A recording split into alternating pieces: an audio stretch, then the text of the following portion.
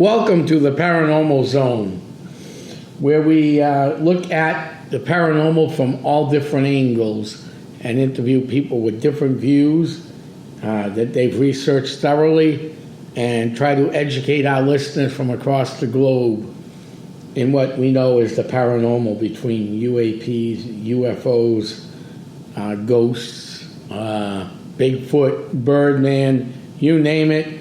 We've had it all on this show. This, believe it or not, is our 78th episode. I want to introduce my co-host, Bob. Hey, Bob, how are we doing? Can you believe 78 episodes in? Yeah, this has been a great ride so far. And we're going to continue to ride this. It's a great lot of listeners. But today we have a book review we're going to do and discuss this. So I'm going to turn it over to Bob. Bob, let's talk about today's book review. Yeah, I'm going to do that. We're going to introduce an author, Kay Golden, in a second. But I think, Tom, that we need to take just 1 minute to recognize the tragedy that took place in our country yesterday. Charlie Kirk, who, political issues aside, was a father and a husband and didn't deserve the fate that was handed to him. And I think our listeners should know that you and I may be in different political parties, but we have never argued or got mad at each other over it. And I think the Paranormal Zone's lesson to our listeners is this has to stop on both sides, not just one side, both sides.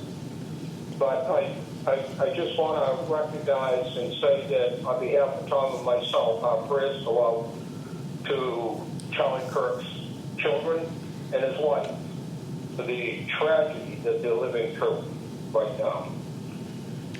So, that said, Kay Golden. Kay Golden was on a couple of weeks ago, and she told our listeners her story. And since then, she's had two books out. Well, one book with 2 volumes, volume 1 and 2. And it's called Into the Gray's Abyss. Now, that's Gray's being Grey', Abyss, Abyss. You can look for her books on Amazon under K, just the letter K, dot Rose, R-O-S-E, Golden. That's what she writes under. You can look her up on Facebook. If you put in K-K-A-Y, Golden, you'll see K come up with a big circle around it. That's her Facebook page. So before we begin, you can go to any one of those places and look up her books, know how to get them. You can also send us an email, as usual, at paranormal, Paramalnh, at yahoo.com. And we will be happy, Tom and I, to forward that to Kay Golden. She did comment to us the other day that she is willing to sign her books if she sends it to you. So our listeners, Tom, would get a first edition of that book, and it would be signed by Kay Golden. So if you're interested in that, let us know. We can set that up for you. The book, the introduction to the book, Tom, that you and I read was really amazing. I think I'm sure you got things out of it that I missed, but it really talks about what are Greys, Grey', as aliens. So she talks about Zeta Greys, reptilians, Nordics. There are many different types of aliens that we believe, at least, are possibly walking around on Earth today. Correct.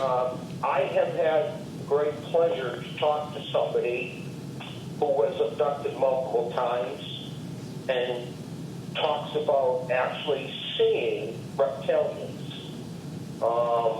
And I'm just going to say in Massachusetts. I'm not going to identify the town because that may, kind of pull people to what I'm talking about. So this individual did have contact with reptilians along with the Greys and was abducted on multiple occasions.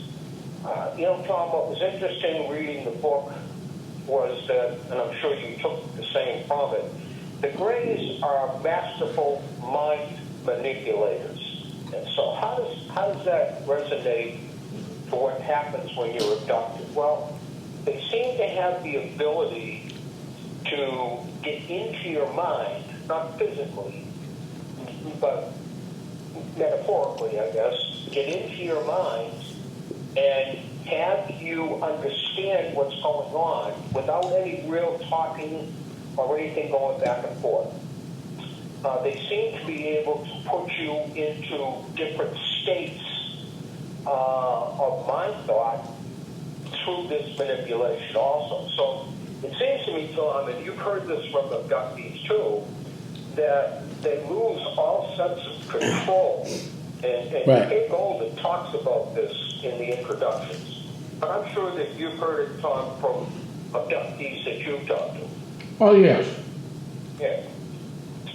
No doubt about that. So, again, I would say about these two volumes and her books that are already out, if you have interest in this subject, you really need to go read the book, because Tom and I are not going to give you quotes and verse by verse in every chapter. What this book reviews are about is to give you an idea of what's in the book and to see if we can't pique your interest to buy that book, to go find out more about it, because it's all about understanding. That's what it's about. Not agreeing necessarily. There's lots of things I've heard and seen that I don't necessarily agree with. However, you have to educate yourself on what is a Grey, what is mind manipulation, and so forth and so on. So I encourage you, after this book review, to go purchase these books, find out what's in there, and then make your own decisions as to the validity. It's also in the introduction, Tom, and I think you and I talked about this on a podcast previous, so you might want to comment on this. But in 1954, President Eisenhower allegedly had a meeting with aliens, actual meeting with aliens, and signed a treaty. The treaty is called the Greta Treaty, Greta Treaty. And before Tom and I talk about this, the treaty was an exchange between President Eisenhower and his team and the Greys.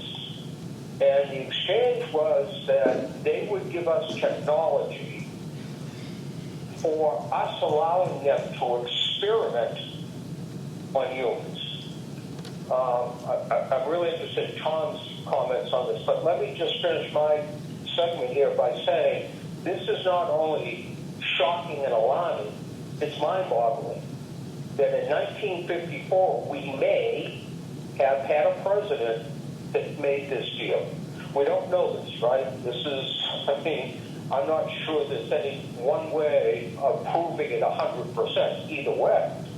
But if there's an ounce of truth to this changes your whole perspective of what aliens are really about. Tom, I'll let you comment here. Well, I really think that theory was interesting at best, okay? Okay. First of all, they made a treaty with an outer space alien group. We don't even know who they were. We believe it was the Greys, but we really don't know. No. And of course, it led to, us supposedly winning the space war. Because remember, leading up to the Russians had already beaten us to space. Correct. That wasn't sitting well with anybody in the United States. I agree. Because the race to space was much more important, had other angles to it that we never understood back then that we now understand today, because satellites have now been put into orbit. So right. Back then, people thought the race to space was only a victory of who got there first. I think, Tom, that the importance of it was the person that got there first then controlled Right. what happened in space from that point forward. Correct. Correct? Correct. And obviously we don't want our enemies like Russia being able, at the time Russia, China, later Japan.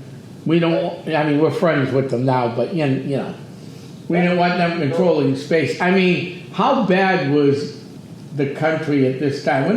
Let's just fast forward a little bit out of 67, okay? You remember what happened in 1978? No, remind us. 1978, what was the largest grossing movie in the box office? The War of the Worlds? Nope. What was it? Star Wars. Oh, Star Wars. Yeah, you're absolutely right. I actually talked about this on one of my shows years ago with Bill. You know Bill, my tech guy. We do a show in Havel, as you know, too. Yeah. They thought the Death Star was for real. Yeah. They thought the United States of America actually had a Death Star. Right. Well, going back in history, I'll test you. I failed my test. Let's see if you pass yours. What did Orson Welles come out with? War of the Worlds. War of the Worlds. You passed. A+ for Tom.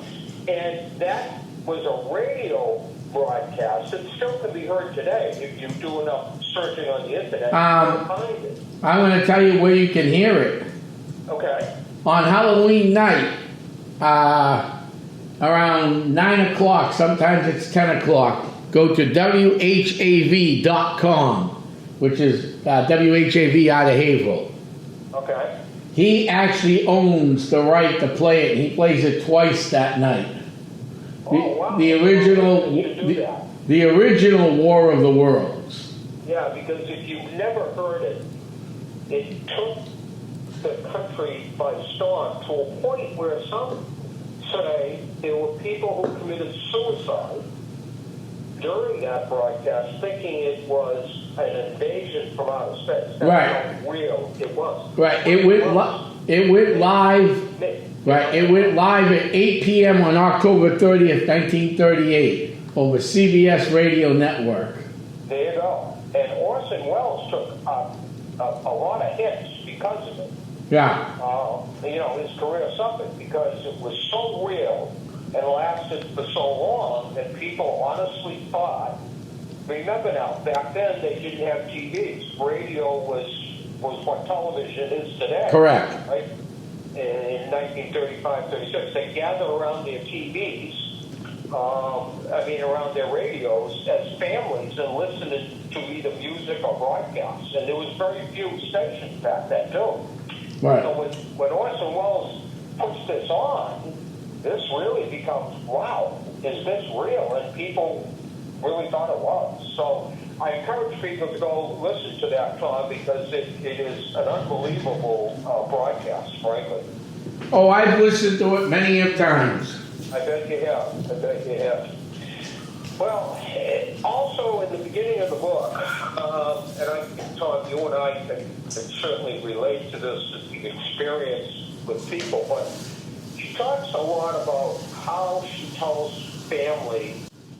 Kate Golden, so that you know, if you didn't listen to the last podcast, has been abducted on many occasions. So she comes from it from an abductee's point of view. And certainly Tom and I have talked to Kate Golden many times off the record. Some of the stuff we can tell you about, some of the stuff we can't. But in the book she talks about how she tells family and friends that she's been abducted. And I know, Tom, in my experience with the few abductees that I talk to, this is a concern almost every time, because what happens to families is they just don't believe them. It's like a medium at a young age telling people that she can talk or he can talk to the dead, and the parents just react to that, right? They're concerned there's something mentally wrong with their child, right? Or that they're delusional and everything else. I think that's changed today a lot, but back 25, 30 years ago, that's what it was like. Well, And I think when you try to tell somebody that you were abducted, it's very difficult, not only for you to tell them that, but for them to believe it. Because it's that other side of the equation, right, Tom? correct. Right. I mean, You know, I've been doing this a long time. yeah. Okay, and I have friends, that I've known a long time. Some have been abducted. Some have had abilities since they were kids. Yeah. And the way adults treat kids with abilities, I just want to scream. Yeah. Without getting violent, I'd like to take them and choke slam them to a floor or something because, it's destroyed kids' lives, okay? I'm sure it is. I knew this family, quite a few families, but this one in particular family, the kids would always see things. Sometimes aliens, sometimes ghosts, didn't really matter. It was quite a few years ago. They were like 3rd and 4th graders. Yeah. And they go to school and tell their friends what they saw. Uh-oh. You can see where this is going, right? Yep. Yep. Yep. The kids went home and told their parents what their friends told them. Sure. So instead of the parents calling the adults, where do they go? They call the school. Yeah. And then what's the school threaten to do? Call in a very useless organization called DCFS. And that is the Department of Child and Family Services, for anybody that doesn't know what, idioms are. I could give you a countless number of things where DCFS has really cost children their lives, but that's for another day. We as adults, I'm lucky enough or unlucky, whatever you want to say, I don't have any kids. Okay? But I know parenting isn't easy today with all the problems out there. But if your kids come to you and say, Mom, Dad, Aunt, Uncle, I've seen this. Instead of telling them you didn't see it, maybe you should ask them a few questions and see if they really saw it. And then, while you're at it, let's say it's an alien, a UFO for the case of this book review we're doing. Right. Then while you're at it, go back into your own life, okay? Because most people who have abilities, like myself, I don't know if I've ever been abducted. One day, I think I've told my story a few times, but one day we'll get into that again. I have abilities. I can channel. I can do a few things here and there, but I don't call myself a psychic or anything. Okay? When I went back into it, my dad, God rest his soul, love him, he didn't like me doing this stuff. When he passed away, I found his tarot cards, his astrological charts, and everything else. Interesting. Most of us that have this come from generational stuff. So if your kids are talking about, I see something in the sky, or I see this gray-looking creature, or another creature, or something weird, okay? Yep. You should go back in your own life first and see if you remember any of that stuff as a kid. And if you did, instead of telling them it don't exist, tell them, yes, you did see this, but we need to keep it private. And if you have any issues, you can always come to me and we can discuss it. I think that's the best way of doing it until the kid's old enough that wants to write books and talk about it. Yeah, I agree with that. I think, Tom, maybe I hope, maybe think this wrong, or maybe I hope, that the paradigm has shifted over that 20, 25 years where parents and us as adults now are much more open to hearing stories about paranormal, hearing stories about UFO and UAPs, mediums, everything in the world of paranormal has really been exposed a little bit, where we didn't have that 25 or 30 years ago. So I think parents are a little more open to exploring this. And I think your point about looking back is very valid. We talked to a lot of people, I know one individual, that it took him many years to realize that he was abducted. Right. Many, because it went dormant in his own mind until he revisited himself. And that goes back to parents saying, oh, no, that's not true, and you imagine that and everything else. So I agree with everything he just said. I think that there is definitely that stigma attached to saying, you know, let's just sweep this under the rug. And I think that's bad. No, I don't think anything should be swept under the rug. I don't either. If you read Kay Golden's book, it should be enough to tell you if you run into this stuff, you know, hit on it head first. Correct. And the other thing, too, is that, you know, we really look and say, where did this all begin? You know, I say it began back in Egyptian times or before that. But part of what she talks about in her book, which I know you're very familiar with, Tom, is a project that was in, I believe it was 1952 it started. They called it the Blue Book Project, or Project Blue Book. Project Blue Book, yeah. And basically, I know that you know more than I do, so I'll let you explain it, but it was really a project that said, we get a lot of data as a government on UFOs, that's all they called it back then. And they started to document these different stories that were coming through. And it really kind of kicked off right after Roswell. Roswell, if I'm correct, was in 1947 in Roswell, New Mexico.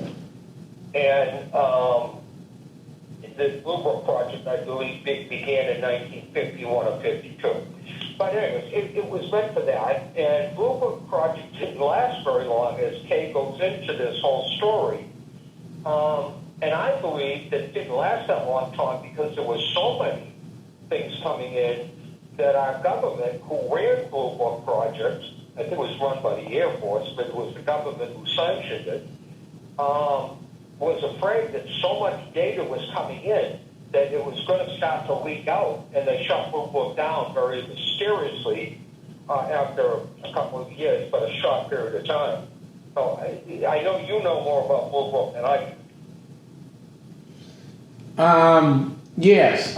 So Project Blue Book was 1952, and basically it compelled over 12, if I remember correctly, about 12,000 sightings and reports. But it concluded that none indicated a threat of national security and represented technology beyond our science. Which, you know, brings us to another interesting thing. Yep. You know, beyond our science. That just opens up a lot of area for me. Right. Let's look at this from a bigger point of view. Okay? Yeah. So, what happened? So, you know, we had the 1950s, you know, we had, what do you call it, just started, TV dinners just started. Yeah. You had Spam. I love Spam. It's healthy for you too, Bob. You should eat it 3 times a week. There you go. But what was really going on? By the 60s, you know, vinyls, phones are coming out, things are different coming out, computers are starting to come out to fill up rooms. Yep. By the 70s, now you have AM, FM radio. We had that kind of in the 60s. You had AM, FM radio. Oh, now you have 8-tracks and smaller devices by the 70s and early 80s going into your car. Then we go from 8-tracks to cassette tapes. Yep. And same with your home system. Your home system before for music would, fill up one wall in the dining room or the living room. You remember those, right? Yeah, sure. The TV was 16 inches of a box. Take up a good part of that living room. Right. Fast forward through the 80s. Oh, then the cell phone came out. That was a brick. Yeah. Right. Fast forward again, TVs are getting better, radios are getting better, they're getting smaller and smaller. Then you have the boom box, which you would take out on the road with your friends and put the cassette in and listen to Twisted Sister, Quiet Riot, or any of them. Dancing. Now we're in the 2000s. We don't need boom boxes. We don't even need TVs. No. All we need is a cell phone. Yeah. In 50 years, 60 years, we've come a long way. And I have to wonder if Project Blue Book had something to do with this. Well,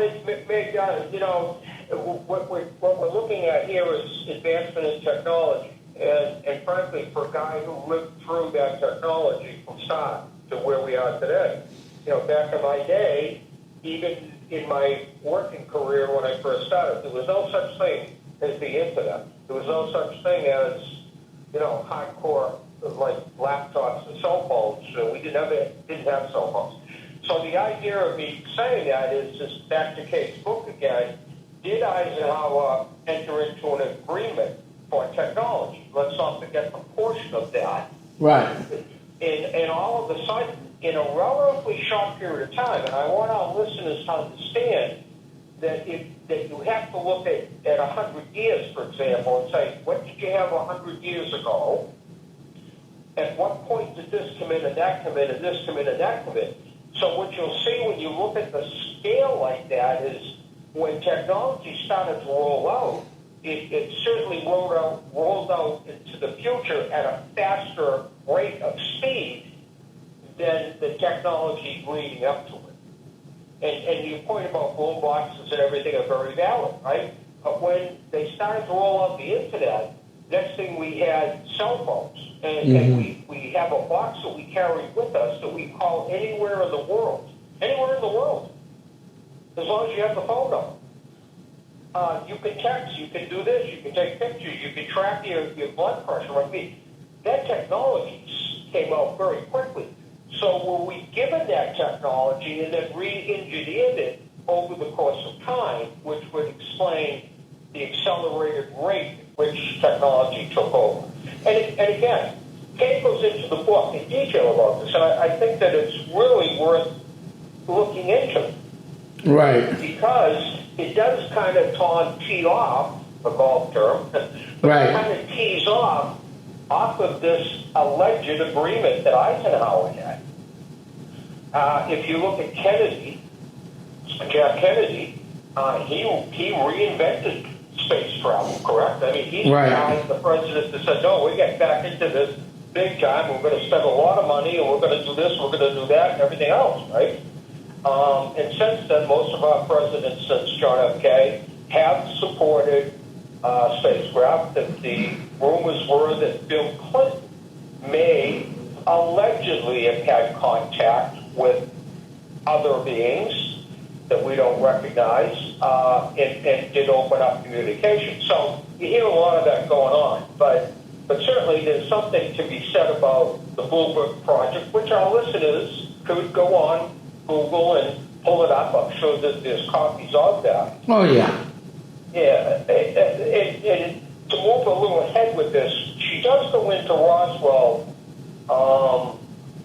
pretty in depth. So if you've heard about Roswell, New Mexico, if you haven't, it's alleged that there was a craft that crashed, and in some stories at this time, they maintain that out of the 3 aliens in that spacecraft, 2 of them survived the crash. Right. And it has been at least talked about that they were held at Area 51, not as prisoners, but as protective custody. And this is where a lot of this technology was shared from. Certainly when you read enough books as you have, Tom, and I've read quite a few myself on Roswell, because I think within Roswell, that's a mystery into a mystery. Right? The mystery of UFOs is one thing, but if you look at Roswell, it had all these little implications of cover-up, of false media, of aliens still being alive, of Area 51 being more of a out of this world, if I could use that phrase. Right. Establishment, so forth. So it had all of these little mysteries within mysteries. So it's a great read, frankly. And Kay does a good job explaining it. And frankly, Tom, I would tell you from my experience only, Roswell in 1947, I was just born in 1947, believe it or not. So I didn't really understand Roswell until I was a teenager. But once I heard of it, it was kind of like, wow, I got to find out what this was. What happened out here? Because there were so many stories to it. Right. Right? I mean, and if any of them are even 75% true, and read this book, read Kay's book about this, and do your research after you read it, because there's dates and times and places, and I think she even quotes, as I recall reading the book, she even quotes some of the military officials that were on scene. They're actually on scene of that, because a lot of them didn't come out and talk about it, Tom, until after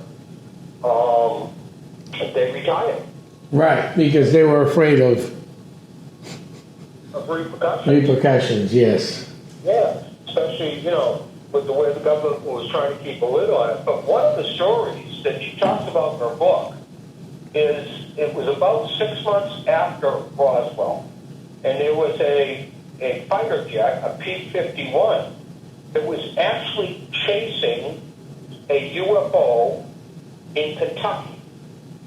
They were notified of the UFO. They actually launched the P-51. The pilot chased this UFO for quite a while. The radio communications, now not with the UFO, but with ground, so the fighter jet was talking to the ground. She goes into detail about that. Mm-hmm. And unfortunately, the P-51 crashes. So within a story is a story. And again, get this book and read about this. We don't have time here to take the easy way out. This book is educational, entertaining, right, and informative. So if you really if you're listening to this podcast and you say, wow, this subject really interests me, then you need to get these 2 volumes and read them out. That really, I'm not trying to sell books here, okay? I have no dog in the fight, frankly. But if that's your interest, that's what you need to do, because this story is really just, I don't know, it's mind-boggling. I never heard about the P-51 crash 6 months after Roswell, tied into chasing a UFO, Tom. Right. No, that I found out later on. And that's the problem. And that we've discussed this on other shows. Yep. And we don't get political on this show at all. But yep. I'm going to get very little.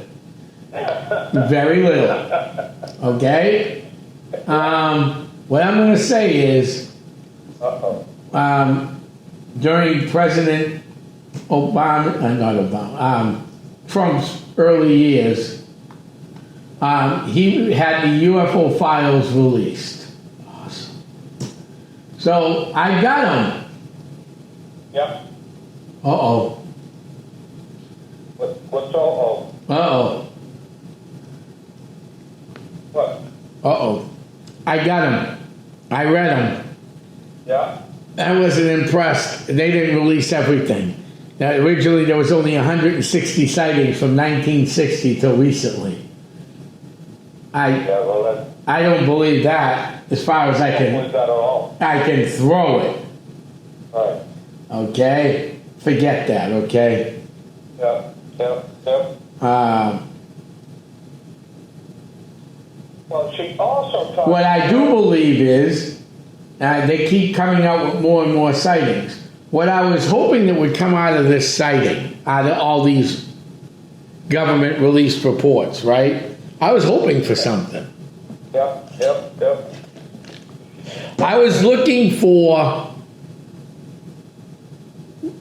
repetitive location. So, we all know about Roswell, New Mexico, right?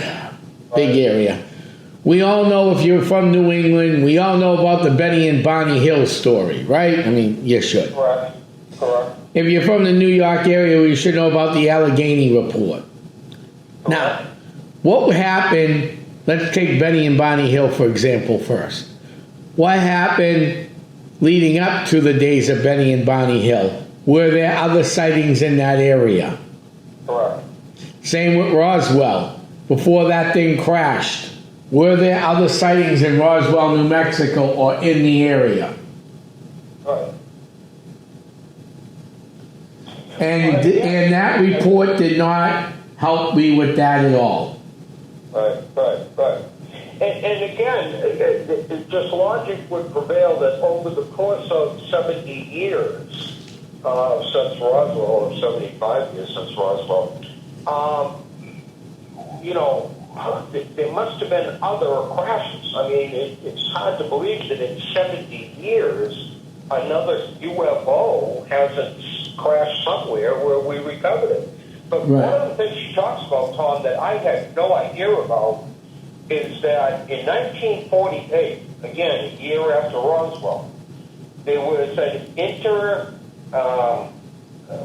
I'm looking at ballistic missile, intercontinental ballistic missile, ICBM. Yeah. Called the Vandenberg missile. Now, our listeners can Google Vandenberg missile, okay? Vandenberg missile. Or, better still, you can buy this book and read about this, but it was tracking, a UFO was tracking this ICBM in 1948. Now, they know that because of the equipment that was on the missile, they saw a vehicle tracking it. Now, I have never heard of the Vandenberg missile. I don't know if you have, Tom. I've heard bits and pieces of it. Okay. So, Kay Golden goes into detail about this. And again, this may be something like me that you never, our readers, our listeners have never heard about. So read this, get her information, and then go do a deep dive into Google and other places about it. It's a fascinating read, I can tell you that. Because I had never heard about that, and again, it was only a year after Roswell. Correct. Yeah, so moving on in the book, which I found fascinating, I know you enjoyed it too. She talks about whistleblowers. She has a whole chapter on it. And whistleblowers in this country have become a very questionable, I guess, in a lot of people's minds.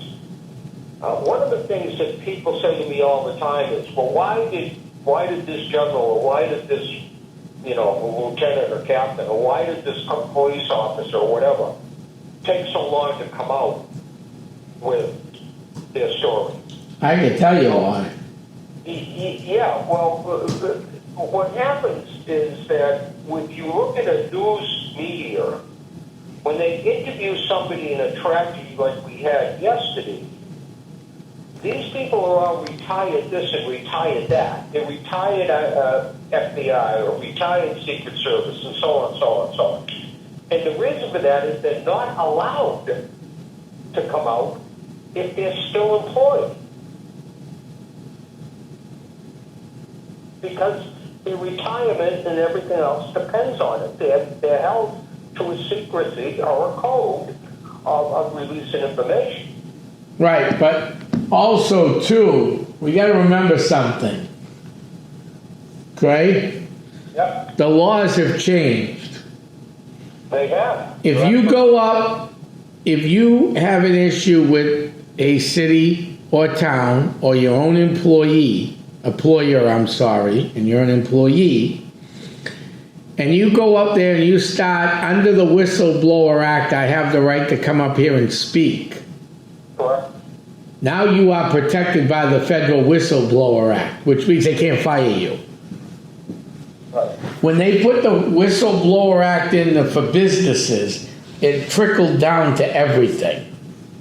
Right. And that's why these people are coming forward.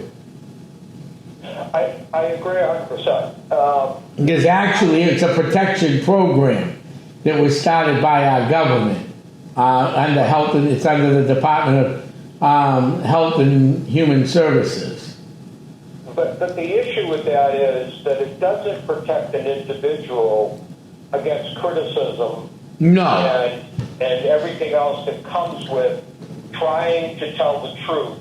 If it's truth, we have to put that in there because this is their story about what they've seen. Correct. Or done or been involved in. But in most cases, you and I and the general public never get to see the proof behind it. Right. I can't think of the pilot's name, Tom. You might remember him. I would say within the last year and a half, he's made the circuit. Was a retired Air Force captain, pilot. Yeah. You know who I'm talking about? Yes, I can't remember his name, but I know who you're talking about. Okay, and he's come out and told some unbelievable stories, which, by the way, I want to go on record as saying I believe him. I believe the stories he's telling is true. But when people say, why do you wait so long? Well, you just answered the same question. It still is their career. And if you're young enough and advancing, maybe they can't take your job away from you, but they can punish you for coming out. There's no doubt about that. So. Oh yeah, there are ways of punishing people, get other employees to attack you. I mean, there's plenty of things they can do. Sure. But if you use the Federal Whistleblowers Act, you're pretty well secured from at least getting fired. But that doesn't protect you from harassment. Sure. And that segues into a later chapter in the book when she talks about an encounter with a UFO very close to home. And again, I want our listeners to know that Tom and I are all about transparency. That's why we run a podcast where we say, you come on and tell your story in your terms. And we don't allow our listeners to call in. And there's a reason for that. That's not by mistake. We want our guests to be able to tell their story uninterrupted. Right. Uninterrupted by questions other than from us. Uninterrupted by comments other than by us. So that you're hearing their story and you're not hearing Tom and my story.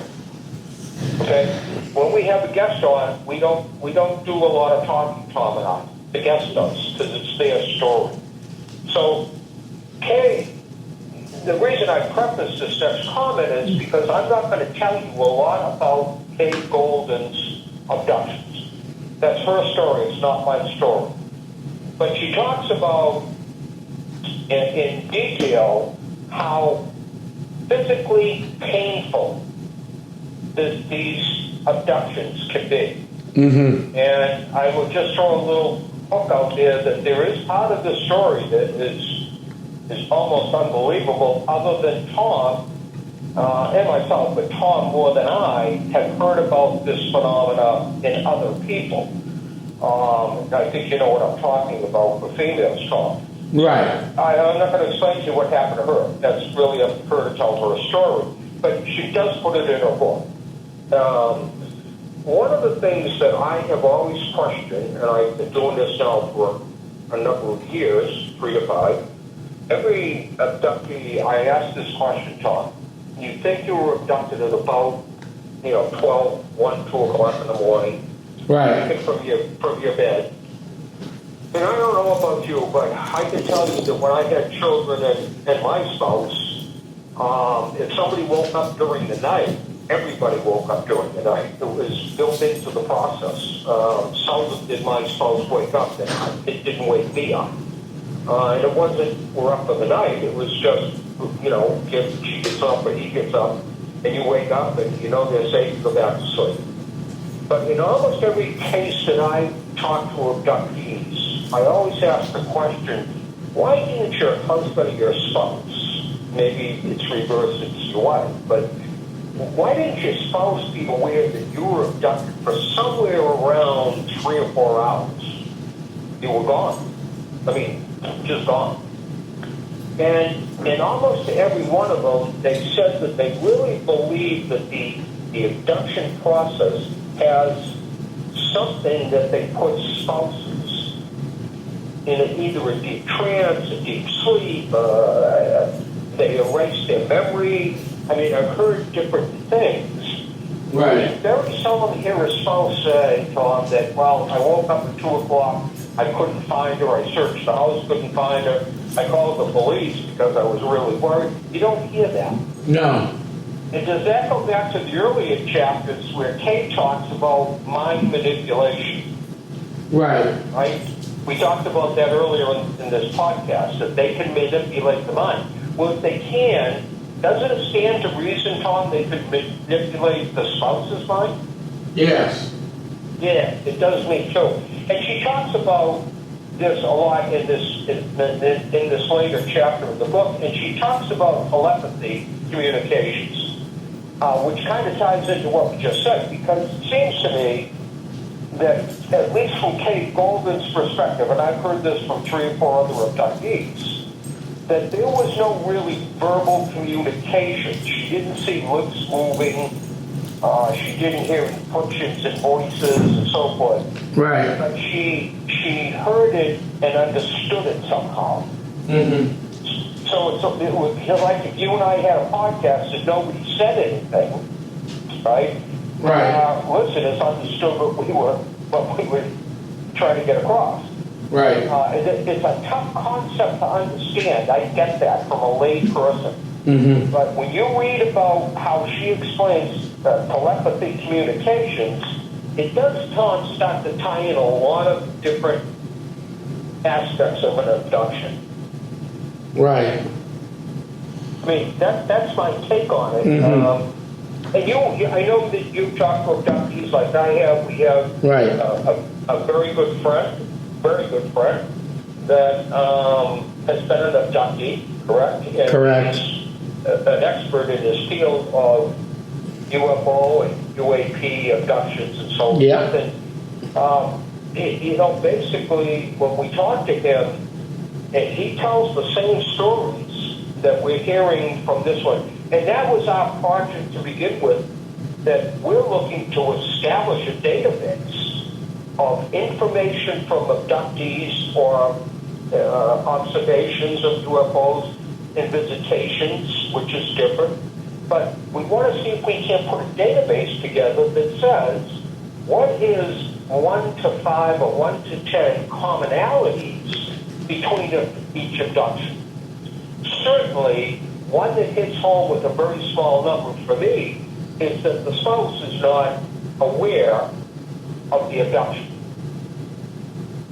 Right. It makes it harder on the person who was abducted to explain it to him or her. Right? Because if I say to my spouse, well, I was abducted last night, I was gone for 2 hours, my spouse says, what the heck are you talking about? Well, that's pretty hard to explain. Right. Right? I mean, so this telepathy portion of it really, I think, starts to explain some of those things. But back to our project, this, which Kay Golden is part of, by the way, which we're very proud of, out in Colorado. But what this project is meant to do is to tie these together where we can say, here are the 7 or 8 or 10 or 12 things that seems to be common with every single abduction. Because when people say, well, where does that lead you? Well, it leads you to start to at least make some assumptions. And that's all we'll have for a while until the Braves come on national television and introduce themselves. All we have is assumptions because the government isn't really giving us any detail. Right. Right? I mean, so to me, we can chat for a while, but to me, I think that the 2 volumes that Kay Golden has come out with is really mind-boggling to read. And if you have interest in UFOs and UAPs, even if it's a mild interest, these volumes are going to help you immensely get into this and read about it and understand it. I know you can buy them on Amazon. Again, you can go to Kay Golden, Kaygolden, on her Facebook page, and she will direct you how to get a signed copy of the book, or at least the book itself, the 2 volumes itself. It will be on Amazon eventually. I think it just rolled out a week or 2 ago, so I don't know if it's there yet. Her other book is there, Into the Grays Abyss. So if you look at that, I just looked this morning, and it is on Amazon.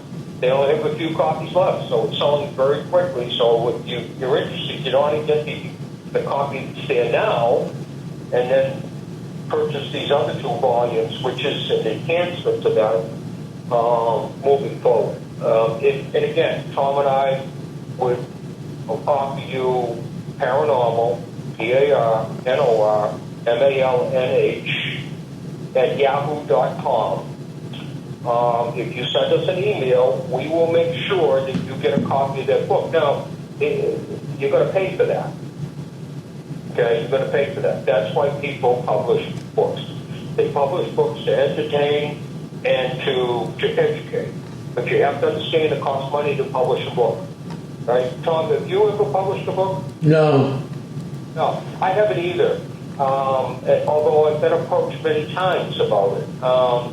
And people say, well, why haven't you published a book? I just don't think my story is that good. I think my story is other people's stories, frankly. But again, you get past this thing that, well, I have to pay for the book. Yeah, you have to pay for the book. I'm sorry to tell you that. If you really want to know this stuff and you want to read the inside information, it's well worth paying the price for that book. Okay? So again, paranormalnh@yahoo.com. If you want to go through us, we'll direct you or get Kay Golden to contact you or something. If you want to reach her, Facebook page is K-A-Y Golden, big K with a circle around it. You'll see it when you do the search. You can go on Amazon. Now again, on Amazon, it's Into the Grays Abyss. And it will be the letter K. It's not spelled out. K, period, Rose, R-O-S-E, Golden, G-O-L-D-E-N. Okay? If you have any confusion, send us an email. We'd be more than happy to square it away for you, get you in the right direction.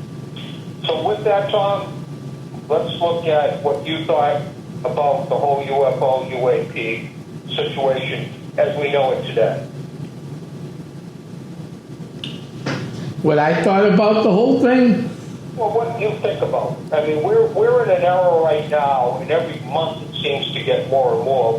We're now bombarded by UFO, UAP people, whistleblowers, as Kay points out, happenings every day. We have a gentleman that is constantly sending us information on different things, right?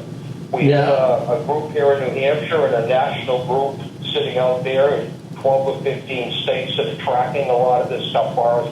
So what's your thoughts on all this as we close out? Well, as long as we continue to do what we do, I think eventually the government's going to have to say, oh, well, whether we like it or not, we're going to have to come clean. Yep. And that's what I hope happens, because government, people put their trust in our government. That's what's great about our government. But when you have things like this going on, it makes it, how can you trust them when people see UFOs and they say, oh, it's not a UFO, it's a weather balloon.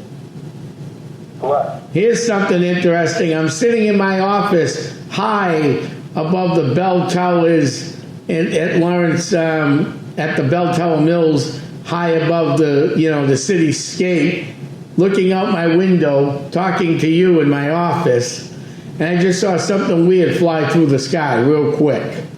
Right. I just throw that out there. So, I mean, it's real interesting what we're seeing. But in reality, we need to all start working together in order to work this through.